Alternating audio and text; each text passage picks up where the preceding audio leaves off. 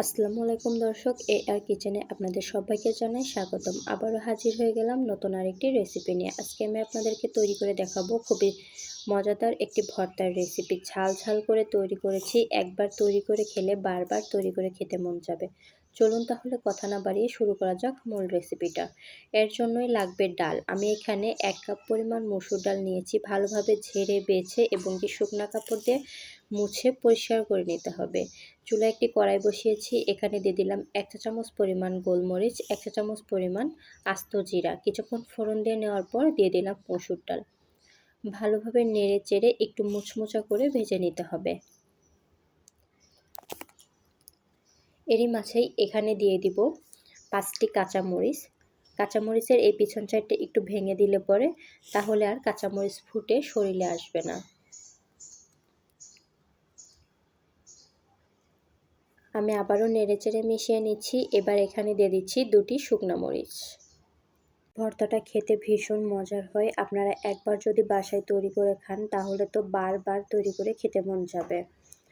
আমার এগুলো ভেজে নেওয়া হয়ে গিয়েছে। এই পর্যায়ে দেখতে পাচ্ছেন আমি উঠিয়ে নিয়েছি। এবার আমি এগুলোকে শিলপাটায় গুঁড়ো করে নেব। আপনারা যদি আমার চ্যানেলে নতুন হয়ে থাকেন প্লিজ আমার চ্যানেলটি সাবস্ক্রাইব করতে ভুলবেন না। ভিডিওটি যদি কোথাও একটুখানি ভালো লেগে থাকে তাহলে একটি লাইক দিতেও ভুলবেন না। এরকম সহজ সহজ রেসিপি পেতে আর কিচেনের সাথেই থাকুন। দেখতে পাচ্ছেন আমার গুঁড়ো করে নেওয়া হয়ে গিয়েছে। চুলায় চলে আসলাম। এখানে দিয়ে দিলাম 1 গোটা রসুন আর বড় সাইজের একটি পেঁয়াজ কুচি।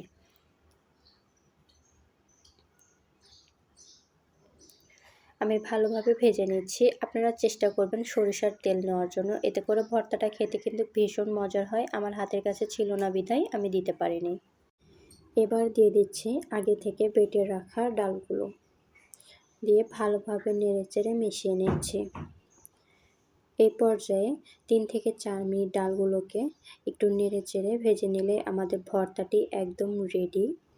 দেখতে পাচ্ছেন আমার ভর্তাটি রেডি হয়ে গিয়েছে। এই পর্যায়ে উঠিয়ে নিচ্ছি। আমি কিছু এখানে উঠিয়ে নিচ্ছি আর কিছু কড়াইয়ের মধ্যে রেখে এর মাঝে দিয়ে দিচ্ছি ভাত 2 চা চামচ পরিমাণ। এবার এই ডাল আর ভাত একসঙ্গে কয়েক মিনিট ভেজে নেব। 1 থেকে 2 মিনিট ভেজে নিলেই এনাফ। দেখতে পাচ্ছেন মাশাআল্লাহ কতটা পরিমাণ সুন্দর হয়েছে। এটা শুধু দেখতে সুন্দর না, খেতেও কিন্তু ভীষণ মজার। একবার বাসায় ট্রাই করলে বারবার এটা বাসায় তৈরি করে খাবেন, এতটাই মজার হয়। তো আজকের ভিডিও এ পর্যন্তই। আবারও দেখা হবে পরবর্তী কোনো ভিডিওতে। এ পর্যন্ত আপনারা সবাই ভালো থাকবেন, সুস্থ থাকবেন। আল্লাহ হাফেজ।